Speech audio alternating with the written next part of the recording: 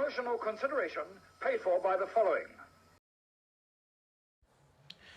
Hello and welcome once again to another quick shot review for Cheap Shot Entertainment. As ever, you are the Cheap Shot Nation and I am your host Luke. And this is the dedicated movie channel. So, we've been to see some movies. We've been to see Knock at the Cabin, very good film. Puss in Boots, very good film. And then we get Antman and the Wasp Quantumania. Now, I read a lot about this and it said, oh, it's the worst rated Marvel film since that one with all the robots and stuff in it. I can't even remember what that was called. That's how memorable it was.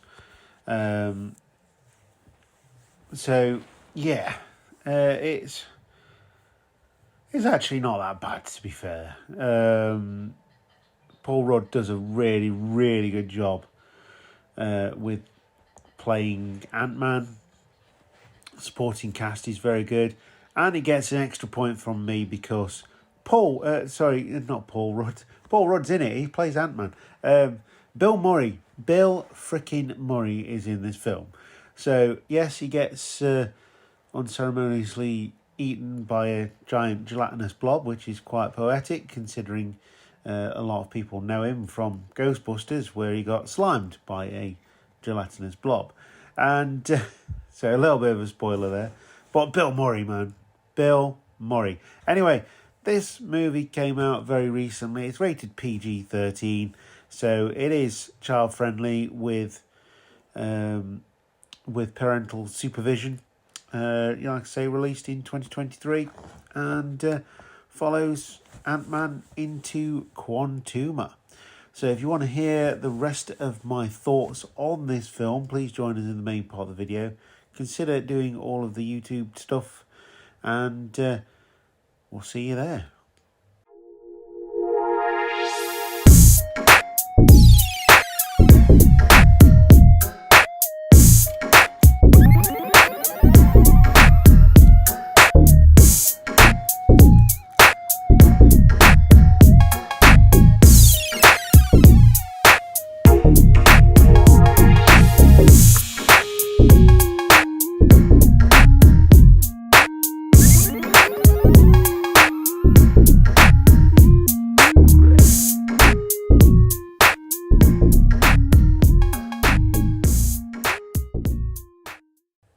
So, Antman and the Wasp Quantumania follows Scott Lang and Hope Van Dyne, along with Hank Pym and Janet Van Dyne, exploring the quantum realm, where they interact with strange creatures and embark on an adventure that goes beyond the limits of what they thought was possible.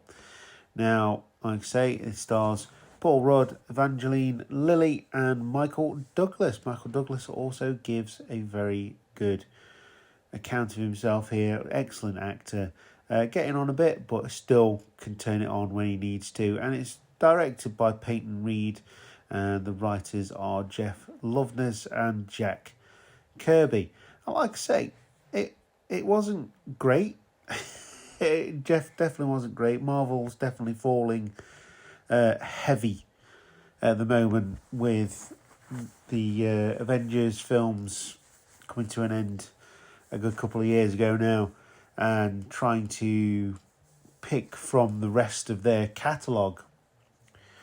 And it doesn't always work, and it certainly hasn't worked really with recent films that they've done.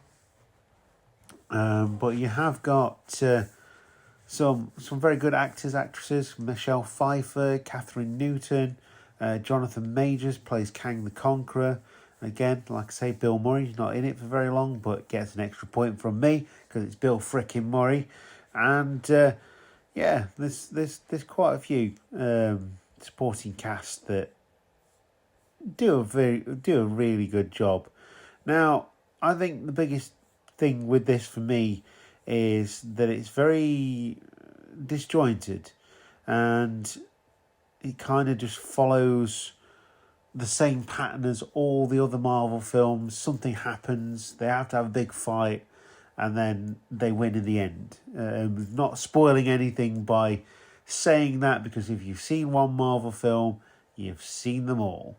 And that's really where we're at the moment. It's big, it's got lots of action in it, it's funny in parts as well. Genuinely, Paul Rudd nails his character very, very well.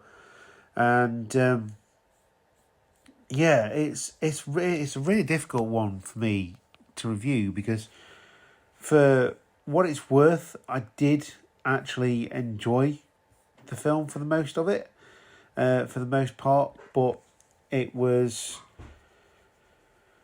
like I say, it was disjointed, it was a mixed bag. It was not a film that I would have gone to see if I was paying for it, and certainly it was just something because it was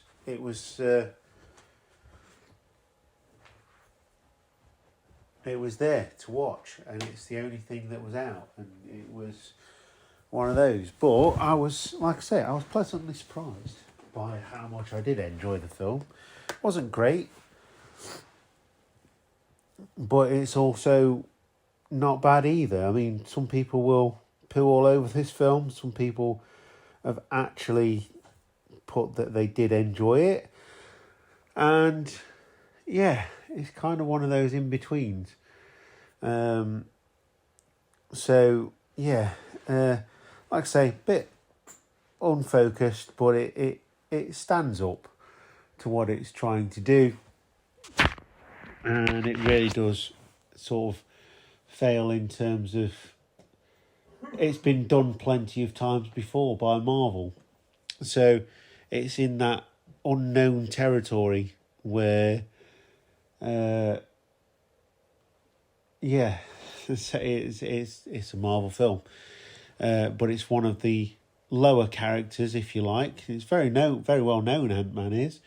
But they've used all the big characters that people know. Spider-Man, Thor, Iron Man, and all those. You know, they've done multiple X-Men films and things. So it's really where do they go from here, because they've sort of painted themselves into a corner.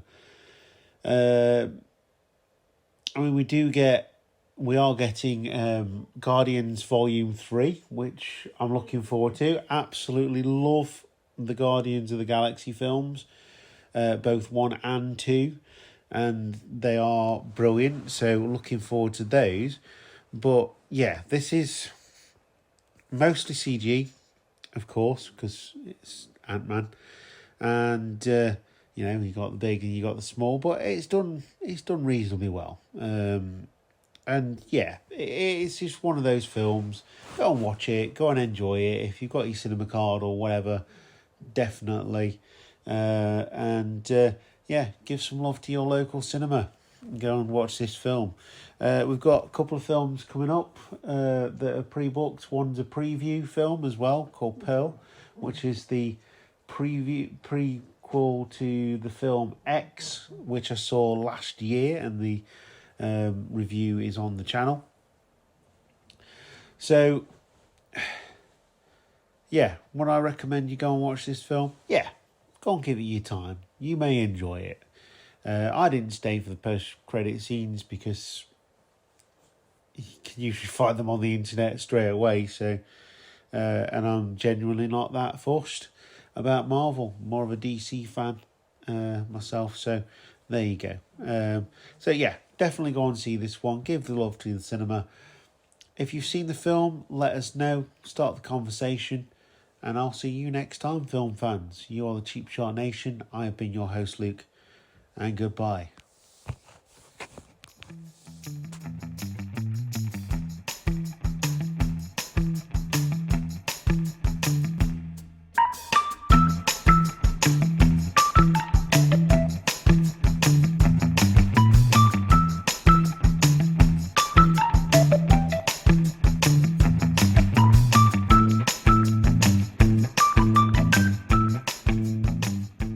Bye.